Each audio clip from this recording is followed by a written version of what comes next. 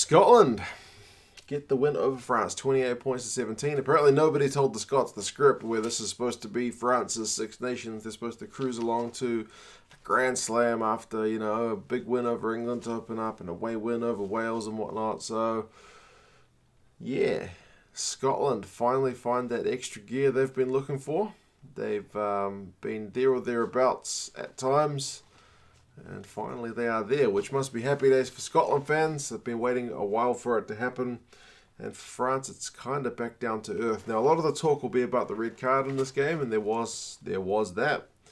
But, let me just get that on the record that Scotland looked the better team before that red card even happened. So, yeah, I don't think many will dispute that. But, I'll go through some of my observations from the game, some of the key moments, the stats and whatnot, and you guys can let me know your thoughts as well. France missed a long penalty early. It was one of Ntamac's kind of few actions from the game, because if you haven't seen it, he went off pretty early, about 7 minutes it took. He dropped a high ball, which was uncharacteristic, and ended up getting an accidental elbow to the head. He looked pretty sickly, was kind of looking rather groggy, and sure enough, he went off for an HIA. Did not return, which was a bad start for France. They had already had a yellow card by that point. Like 4 minutes, there's a double tackle on Gilchrist, and it was Cruz and Willemse. Cruz, I can't say that guy's name. Cruz. He's the guy who ended up getting the yellow card. The commentary team I was with said it could have gone to Willemse, but either way, he ended up kind of on his head or on his back. It was definitely careless rather than malicious, which is, I guess, why it wasn't super dangerous, and ended up getting... My kids can't be up now, man, surely. It's only 6:15.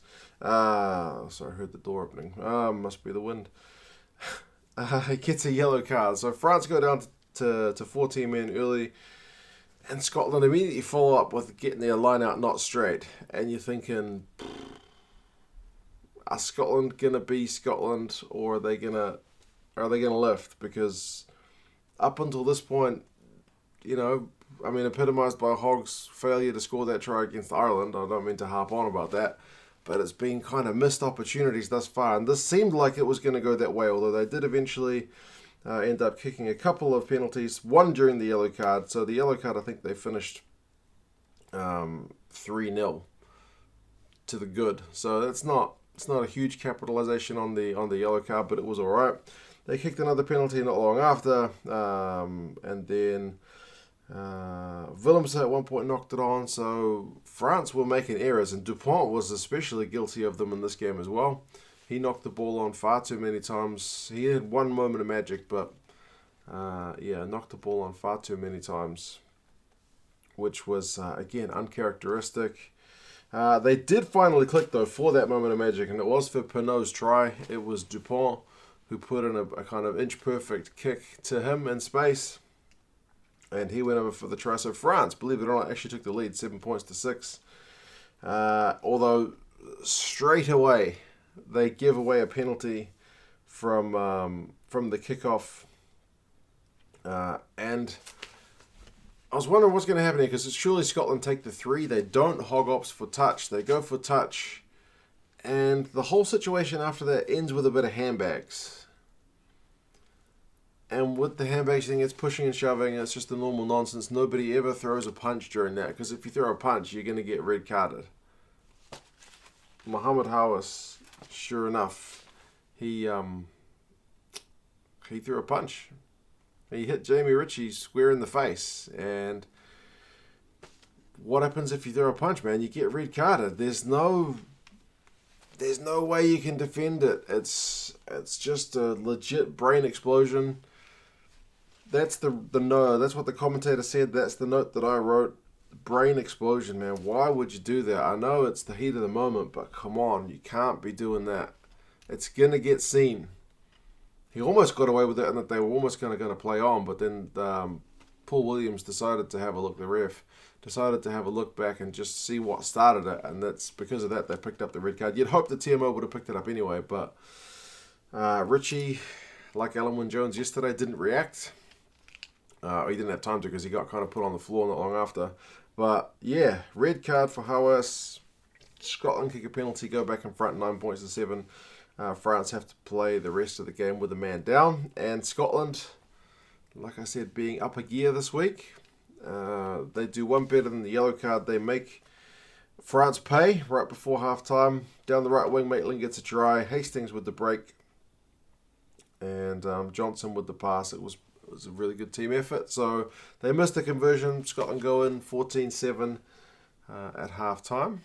And knowing they've got a man advantage for the rest of the game. So, all things considered, I mean, Scotland the better team in that first half. And all they had to do was kind of keep it going to get a win. And it's what they did. I mean, you look at the halftime stats, I think France had knocked it on like at least 5 times. I don't think Scotland had any. Tackling percentage, Scotland was at 95 and France were at 80. So, yeah, Scotland were up for it in that first half. The turnovers were phenomenal. Penalty count was 2-7. So France on the really wrong side of the ref's whistle. Second half, and Maitland gets another one. That's when you really know Scotland are not gonna drop back down. Harris goes down the left wing, Price, and then like after a phase, Maitland goes in on the right wing and gets a try. They convert it. It's 21-7 at that point. Scotland are looking good value. And I was thinking, man, these guys could even get a bonus point win. It didn't end up happening, but they still ended up doing really well. Their scrum continued to dominate. I didn't mention that in the first half. They were just the better scrum, man. They were quite dominant over the French. I mean, France did make a break. Like at one point, like just before 60 minutes, they started to look like they were putting things together. And then Jalibert like kicked the ball through, which was a bit of a nothing kick because he was isolated on his own. He just kicked it. Scotland just grab it and hoof it down the field. And the French guys looked tired. Like Dupont was, I think he was the one who cleaned the ball up. He picked it up and took a couple of deep breaths and look, what am I going to do? And he just ran into traffic. So yeah, it was a bit lackluster from the Frenchmen. They were under the pump. So 60 minutes, they opt for 3 points when they got a penalty, I guess, maybe partly to get a rest, but Jalibert did take the penalty pretty quickly. 21 points to 10, and then 64 minutes, McAnally it was a bit of a fluky try. It was a Scottish line-out. The French stole it, but they couldn't gather the loose ball, which was kind of the French in this game. Loose, and then McAnally is the first guy to react. You know he's got gas for a hooker, and he goes over for a try. So it's 28 points to 10. And Olivon did get a try before full time. So, I mean, I guess that showed a bit of fighting spirit. The French guys didn't give up.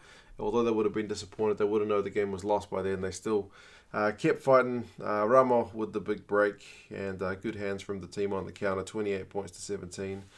Kinghorn, I guess, could have got one at the end. They could have gone for the bonus point. His little kick through was just ended up too big. But yeah, Scotland, man, they finally clicked. Like I said, it's not because France were a man down. Scotland looked the better team in the first 37 minutes anyway. I think that punch is maybe out of frustration for how they were going because they were under the pump with the French. I mean, look at these stats. Run meters 316 to 413. That's in France's favour. That's fine because France had 61% possession and 60% territory. But you can't read too much into that because you look at the defensive stats, man. I mean, France tackled to 84%, which is solid. They only made 67. This is according to ESPN. Scotland, 87%, so just down from the 90-odd earlier, but 167 tackles. But look at some of these players. Gilchrist, 18 from 18. Ritchie, 13 from 13. He got man of the match.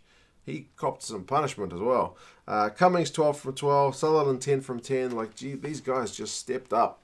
Their set piece was, well, the line-out wasn't that good, 76%. France had 100. But even with one of those lost line-outs, Scotland managed to score a try from it. Their scrum looked good, and it has looked good all Six Nations, so it's pleasing to see it kind of continue on. Dupont had 4 turnovers conceded.